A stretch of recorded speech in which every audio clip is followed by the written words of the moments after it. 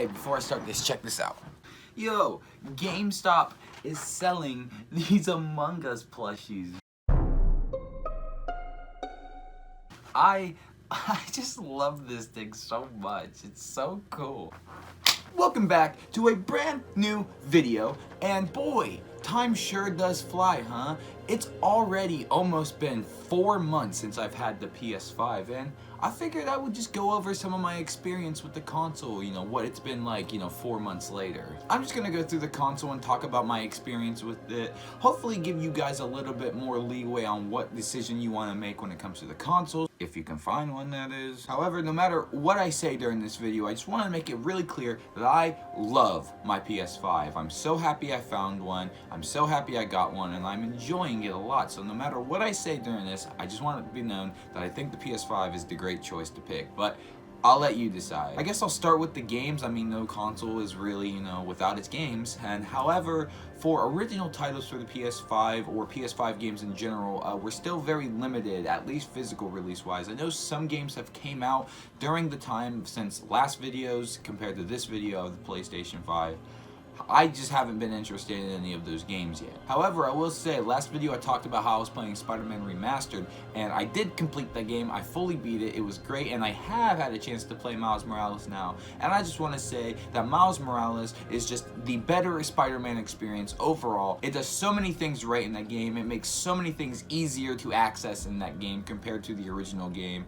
You play the original and you see all the stuff that, the little flaws in it that the new one just completely gets rid of, and you really appreciate that. However, I did get a little burnt out while playing Miles Morales, only because I jumped straight on it after I played the remastered version of the original game for the PS4, and it kind of burns you out. But if you are a big fan of the original Spider-Man on PS4, you will love Miles Morales. It does everything right in every way. And in the last video, I said that I had also Mortal Kombat 11 and Call of Duty Cold War. Those games are still just as good as they were when I played them. Sad that Mortal Kombat 11 is now dead. There is no more DLC coming out for it anymore, and it's sad, it's just sad. Mortal Kombat 12 will definitely be on this console, and that's exciting whenever they get around to making that. Another game I said I really loved was Astro, and yes, I fully 100% completed Astro. I completionist that bitch.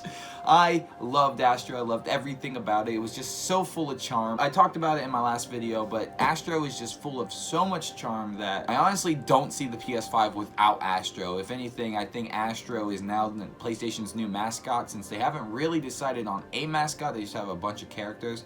I think Astro is definitely going to be the mascot. At least I hope so anyway. Now, what's also great about the PlayStation 5 is now I have a chance to finally play all those PS4 games that I didn't even know about or haven't got around to. First of all, I've been getting almost every single anime game I can get my hands on. There was a Tokyo Ghoul game on here that was for sale, and I did miss it, but I did get the Kill la Kill game, Naruto Ultimate Ninja Storm, and the Black Clover game on here, and I've been enjoying those as well. It's really weird to see these games because I didn't even know there was a Kill la Kill or Black Clover game. And Ultimate Ninja Storm, I'm finally getting around to play. I've only played Ultimate Ninja Storm 2 and up in the Ultimate Ninja games. I've never played the first one, and I really dig it. The way that you could just run around the Leaf Village is pretty cool. It makes it really immersive. Like, you wouldn't see certain spots in the show, but now we can explore the Leaf Village fully in Ultimate Ninja Storm. Now, I know you could do that in the other Naruto games too, but there's just something about this one that makes it more immersive. I can't really explain it, but however, I'm enjoying those too. One downside I will say about the games is that, where's Minecraft at? Where is the PS5 version of Minecraft? You cannot find those on the store, so I had to go out of my way and track down a copy of Minecraft just so I could play it on the console. Now, while the games might be fine, I do have a problem I need to bring up that I noticed immediately, and I didn't get to talk about it in my videos because I didn't really know it at the time. I don't know if any of you guys are having this problem as well, but the controller. Now, while I said everything about this controller is great, and I still do stand by that with the HD rumble and the triggers and all of that stuff. However, what I don't like about this controller is that dirt builds up on the back of it. I don't know if any of you guys had this problem, but so much dirt builds up on the back of these controllers, I've had to wipe them down multiple times with baby wipes.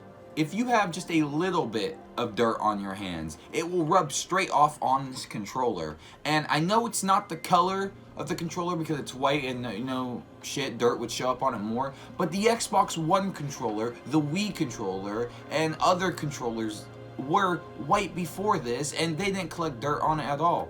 I don't know if it has something to do with the grip texture they have on the back of the controller or anything. It is really inconvenient that I have to constantly clean my controllers, and it's not like I'm walking around with dirty hands either. I have clean hands. It's got to the point to where I now have to manually wash my hands even though I haven't did anything, just to make sure I have my controller white still. However, I don't know if Sony quietly addressed this problem by releasing the two new controllers, the black and the red controller. These look pretty sleek, and I do want to get them as well, just for the fact that the dirt doesn't show up on either one of them, I'm betting. It is a shame that the white controller, you know, the controller that came with the console, you can't really play it without getting dirt on it. I don't know, maybe that's just a problem I've had recently. Maybe I am doing something wrong. I don't know. Let me guys know if you've had that problem with the dirt in the back. One more thing I do want to talk about with the PlayStation 5 controller is the controller drift.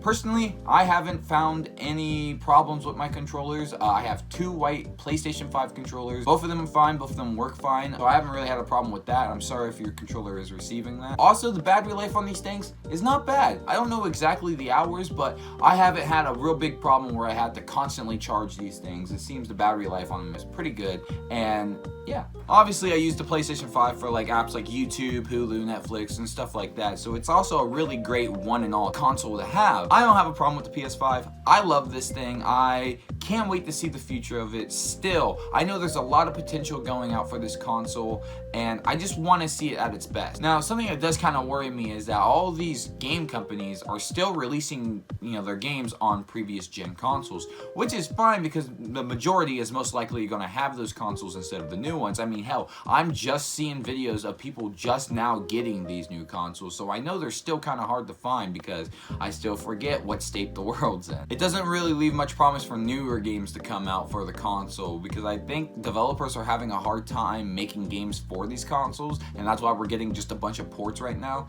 I don't know, it's looking like the Switch beginning all over again, so we're just gonna play it out, see how it goes. As of right now, I would definitely recommend the PS5. At the moment, there aren't really any drawbacks. It's just a perfect console in my opinion. I did know that they are going to make, when they do release more versions of this, it's going to be a slightly different model of the PS5, but you shouldn't worry about that because if anything, they're just making it better. If you still want to get an Xbox, that's cool. Get an Xbox. I mean, with the exclusive game studios like Bethesda and stuff like that, you're definitely getting the games that you'll want, but the problem with that is that you're just gonna be waiting a couple years for the games like that. Well, and I think that about wraps it up. I have an Instagram, I have a Twitter. You guys can go follow me over there. I do post on there, and if you want to reach out to me or something, I mean, those are the platforms to do it on. Also, if you want to take the conversation any further, please leave a comment in the comment section below. I'd love to talk to you. Also, but while you're down there, make sure to hit that subscribe button and turn on bell for notifications because I wouldn't want you to miss a single upload I do.